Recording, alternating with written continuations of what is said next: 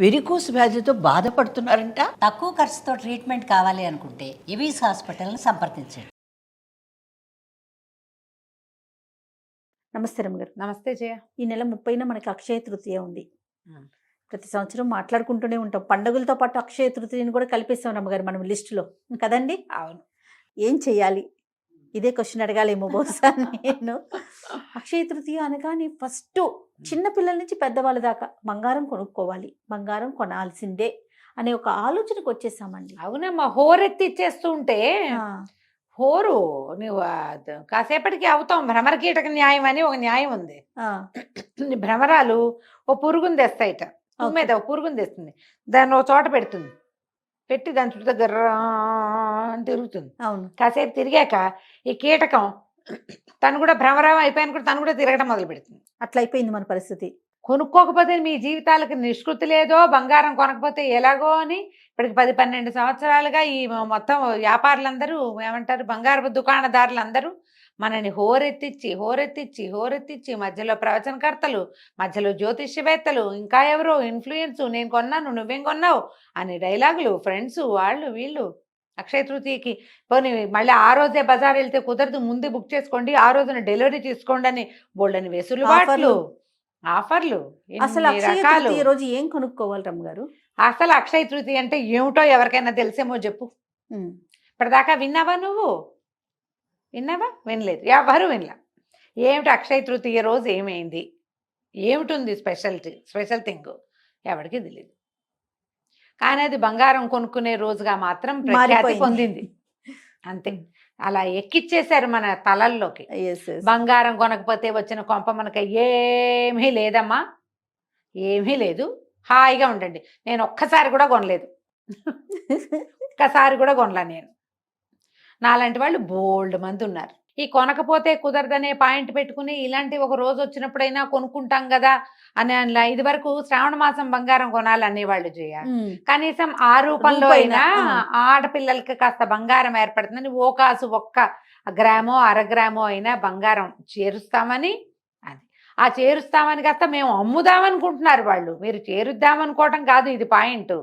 ఏదో కొనకపోతే కుదరదు, అన్నీ ఉన్న వాళ్ళు కూడా ఈ రోజును కొనుక్కుని తీరాల్సిందే, లేకపోతే కొంపనిపోతుంది. మీ ఇంట్లో ఉన్నదే ఎక్కడికి పోదు, మీ ఇంట్లో ఉన్నది మీ ఇంట్లోనే ఉంటుంది. మీ జాతక లక్షణాలు బట్టి పోతుంది. కానీ అక్షయ తృతీయ నాడు కొనకపోతే బంగారం నడిచొచ్చి కాళ్ళు వచ్చి వెళ్ళిపోతుంది అలాంటివి ఏమి అనుకోకుండా ఏం జరగదు అట్లా. ఆ భయాలన్నీ మానేయండి మొదట. ఇలా మనం ఇతరుల చేతిలోకి వెళ్ళిపోతున్నామని మనకి ఎప్పటికైనా అర్థమవుతుందా జయ? ఇప్పుడు ఎలా అంటే ఇప్పుడు ఇందులో మనం కూడా ఉన్నాం, అందరం ఉంటాం అంతే. ఏదో ఒకటి బాగుంది, ఇది బాగుంది బాగుంది బాగుంది అని చెప్తాం. విన్న వాళ్ళంతా ఇప్పుడు మనం ఏదో చీరలు చూపించాం పోతారు, కొనుక్కుంటారు అంతే. కొనుక్కోకపోతే కుదరదనే పాయింట్ ఉండకూడదు అంటా నేను అందులో. నువ్వు చీరలు చూపించు, నగలు చూపించు, చెయ్యి అంటారు. నచ్చితే కొనుక్కో, అవసరం నీకు కావాలంటే కొనుక్కో. అది ఈ రోజున కొనకపోతే నీకు కుదరదనే పాయింట్ లేదు, అసలు అది లేదు. ఈ రోజున పరశురామ జయంతి, పరశురాముడు పుట్టాడు అక్షయ తృతీయ రోజు. ఈ నార్త్ ఇండియాలో ఇంకా చాలా విషయాలు చెప్తారు. ఈ అక్షయ తృతీయ రోజునే పాండవులకి సూర్య భగవానుడు అక్షయ పాత్ర ఇచ్చాడు. ఆ అక్షయ పాత్రతోటే వాళ్ళు వనవాసంలో ఉన్న నాళ్ళు భోజనం చేశారు. వచ్చిన వాళ్ళందరికీ భోజనం పెట్టారు. దాని మీద ఒక కథ చెప్తారు కదా, దూర్వాస మహాముని వచ్చాడు, భోజనానికి వస్తామన్నాడు. అప్పుడేమీ ఆహారం లేదు, ఏం చేయాలి, పాత్ర తుడిచి ఆవిడ తిని పాత్ర తుడిచాక ఇంకా మళ్ళీ అందులో నుంచి పుట్టదు. అప్పుడు కృష్ణ పరమాత్మ వచ్చి ఏదైనా తడి ఒక మెతుకైనా ఉందేమో చూద్దామంటే ఒక చిన్న ఎండిపోయిన ఆకో మెతుకో ఉంటే అది తీసి ఆయన నోట్లో వేసుకుని సర్వభూత శాంతి చేశాడు. దాంతో ఆహారం కోసం అలమటిస్తూ వచ్చిన దూర్వాసుడు తదితరులందరికీ పొట్ట నిండిపోయింది. తేన్పులు తీస్తూ వెళ్ళిపోయారు. వాళ్ళ పొట్ట నిండిపోయింది కాబట్టి, భగవంతుడు తిన్నాడు కాబట్టి అందరి పొట్ట నిండిపోయిందని. ఆ అక్షయ పాత్ర ఈ రోజున ఇవ్వబడిందని ఒక కథ. ఓకే, అయిందా? ఇంకా చెప్దాం. వ్యాస భగవానుడు మహాభారతం రాయదలుచుకున్నప్పుడు వినాయకుడిని ఘంటం పట్టమని అడిగాడు. విఘ్నేశ్వరుడే ఘంటం పట్టి రాశాడు. ఆ ఘంటం పట్టి మొదట మహాభారతాన్ని స్టార్ట్ చేసిన రోజు అక్షయ తృతీయ అని ఒక కథనం ఉంది. ఇంకా ఉన్నాయి కథలు, ఇంకో కథ చెప్తాం. మన కుచేలుడు శ్రీకృష్ణ పరమాత్మని దర్శించడానికి వెళ్ళాడు. తన ఇంట్లో నుంచి గుప్పెడు ముక్కిపోయిన పాత అటుకులు పట్టుకెళ్ళాడు. చిన్నప్పుడు ఆ కృష్ణుడికి పెట్టాల్సిన అటుకులు తను తినేశాడని, ఆ అటుకులు తెచ్చి రుణం తీర్చుకున్నాడని కథ చెప్పుకుంటారు. అవునో కాదో అవన్నీ పుట్టినాయి కథలు. ఓకే. ఈ అటుకులు తీసుకుని కుచేలుణ్ణి అనుగ్రహించిన రోజు అక్షయ తృతీయ, వైశాఖ శుద్ధ తదియ అని చెప్తారు. ఎన్ని కథలు ఎన్ని ఉన్నాయి. కథలు ఉన్నాయి రమ్మగారు. ఏ కథ అయినా మనం చెప్పుకుంటామా, తెలుసుకుంటామా? బంగారం కొనే కథ మాత్రమే తెలుసుకుంటున్నాం. ఈ రోజు చాలా మంచిది, విశేషమైనది. అసలు బేసిక్గా వైశాఖ మాసమే దానానికి మంచి కాలం. వైశాఖంలో గొడుగు, చెప్పులు, మంచినీళ్ళు, నెయ్యి, వీటిలలో ఏవి దానం చేసినా, మామిడి పళ్ళు, విసినికర్రలు దానం చేసినా మంచి ఫలితం లభిస్తుంది. ఫలితం అంటే అదేమిటో వచ్చి మీకు పడిపోతుంది అనుకోదు, మంచిది. ఎండాకాలం కదా, అవును. ఇప్పుడు మంచినీళ్ళ నీటి కుండ, మంచినీళ్ళ చెంబు నిండా నీళ్లు పోసి ఇవ్వటం, జలపాత్ర దానం చేయటం విశేషము. ఇందులో కొనుక్కోవటం పాయింట్ లేదు, ఇచ్చే పాయింట్ ఉంది. దానం అంటే కొనుక్కునేది కాదుగా, ఇచ్చేది కదా. మంచినీళ్ళు కుండ ఎవరికైనా ఇవ్వాలనుకున్నారు, పని మంచిగా ఒక కుండ కొని పెట్టండి. ఈ రోజున ఒక చుక్క నీళ్ళు పోసి చేతిలో పెట్టండి, పనిచేస్తుంది. బ్రాహ్మడికే దానం చేయాలని లేదు, ఎవరికైనా చెప్పులు కొనిపెట్టచ్చు. ఇప్పుడు ఇందులో విద్యాదానానికి అవకాశం కూడా ఉంది. ఈ వైశాఖంలో వైశాఖ శుద్ధ తది నాడు ఎవరికైనా ఫీజులు కట్టచ్చు, ఎవరికైనా విద్య చదువుకునేందుకు అవకాశం ఇప్పించవచ్చు, స్కాలర్షిప్ ఇవ్వచ్చు, నేను చదివిస్తానని మాట ఇవ్వచ్చు. ఎవరికైనా పాఠం నేను ఇవాళ నుంచి స్టార్ట్ అని 30వ తారీఖు పాఠం మొదలు పెట్టచ్చు. సూపర్. వీటన్నిటికీ మంచిది. దీంతో పాటు వ్యాపారానికి అనువైన రోజు ఇది. కొత్తగా ప్రారంభించే మీరు ప్రారంభించవచ్చు, ఏదైనా కొత్త వస్తువు కొనుక్కోవచ్చు మీ దగ్గర లేనిది. ఉండి మన దగ్గర చాలా మూలుగుతుంటే బంగారం మళ్ళీ కొనుక్కోవాల్సిన పని లేదు. మీకు అవకాశం ఉంటే కొనుక్కోవచ్చు, దానికోసం అప్పులు చేయక్కర్లేదు, ఇళ్లలో గొడవలు పడక్కర్లేదు. పిల్ల పెళ్ళి జ్యేష్ఠంలో ఉంది, వైశాఖంలో స్టార్ట్ చేస్తే తృతీయ నాడు మొదలుపెట్టి కొనుక్కోండి, మంచిది. ఓకే.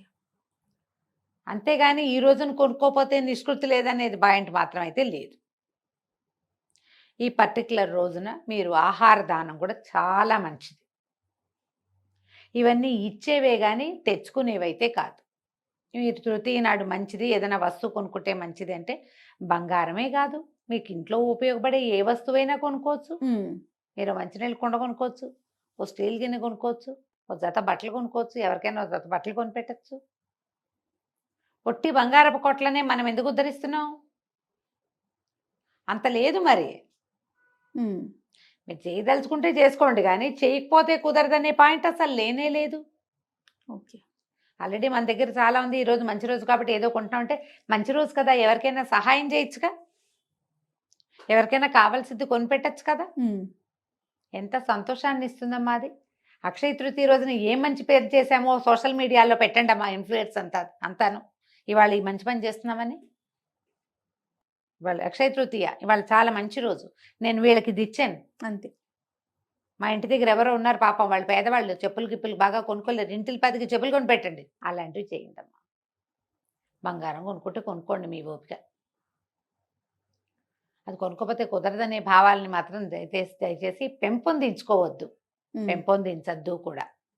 మంచి పని చేయండి. ప్రతి పర్వదినము మంచి పని చేయటం కోసం చెప్పబడింది. దీంట్లో భగవద్ ధ్యానం, లక్ష్మీ పూజ చేసుకోవచ్చు, విష్ణు పూజ చేసుకోవచ్చు, శివారాధన చేసుకోవచ్చు, ఏ ఆరాధన కుదిరితే ఆ ఆరాధన చేసుకోవచ్చు. రోజు చేసుకునే పూజ ఇంకొంచెం చక్కగా పాయసం చేసి నివేదన చేయండి. పప్పులో పెసరపప్పు ఏదో ఈ కాలానికి, ఎండాకాలం కదా, పెసరపప్పు కొని తలా ఒక 1 కేజీ ఇవ్వండి పని వాళ్ళకో ఎవరో ఒకళ్ళకి.